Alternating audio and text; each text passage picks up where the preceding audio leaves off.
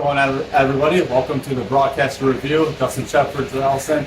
Just called the Oakland Grizzlies versus Michigan State Spartan basketball game. You can see the score behind me. Not a good one for the Golden Grizzlies, 79-62. Let's talk a little bit about Justin. Oh my gosh. Okay, so first half, right? The game, we didn't shoot the ball very well. Defensively, we played pretty well. You know, going into the half, we were only down 8. Yeah, we held Michigan State under 40% from the field. Exactly. It's a great half defensively. Second half was a totally different ball game. It's just, you come out, you give Tyson the 3. He's, top 4 in scoring in the Big Ten. You can't really have that, at the first play coming out of the half. And after that, it just kind of looked like Oakland just never found their groove. And, if you see the score, it just wasn't good offensively. No, and it's a shame that, Rocket Watts was in there for a solid part in that first half. He was out for quite a while, it felt like. He came in little spurts, but he was never really in there for a long time. And then towards the end, the final, I'd say roughly 8 minutes or so, really caught fire. Second in the team in points was 16, most of which came in that span. Exactly. And you just wonder, if we played him some more. This is where he started. He was a 5-star, came to Michigan State.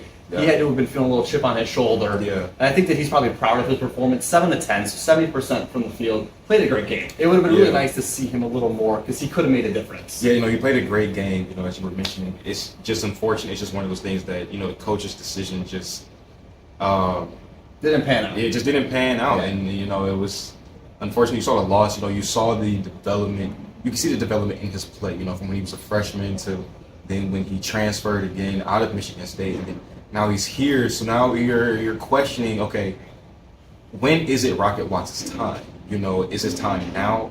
Will it ever be his time? And you just hope, for the better of his development as a player. Offensively is what really kept them in this game, in towards second half. He kind of gave them a little life. It just didn't pan out today, for whatever was the reasoning. But we hope to see him later on in the future getting more playing time. Being that leader, that facilitator that Oakland is looking for as a guard, coming out onto the floor. Yeah, and, we had a couple of players today that were a little streaky. Blake Landman started off the game with those 3 threes. Right. Was playing great. Went cold for quite a while. Yeah. Before he would eventually make another one. Mm-hmm. And then it was really not Jack Golke's night. And it's unfortunate to say he's one of the nation's best in 3-pointers made. I don't think he's still leading the league, but he's up there in 3-pointers made, and he was 1 of 10 on the night. Yeah, and we just got out of the interview with Campy, and he said he's not mad at him at all because that's Golke's game. That's what they want him to do. And shooters gonna have nights. You're gonna have nights where you're 1 of 10. It's happened to the greatest, like Steph Curry, Larry Bird, Ray Allen. They've had nights where they don't even make a single one. Yeah. And Golke was able to get one tonight, but you definitely expect a bounce back from him. I don't think that this is the future of Jack Golke. Great player from Hillsdale, the transfer. You expect him to be better. Yeah, you do expect him to be better. Like you were just mentioning, he's the team's, best 3-point shooter. So, it's hard when your team's best 3-point shooter isn't getting into that groove, and it's tough. Trey Townsend kind of got into a rough start as well. You mentioned him as well.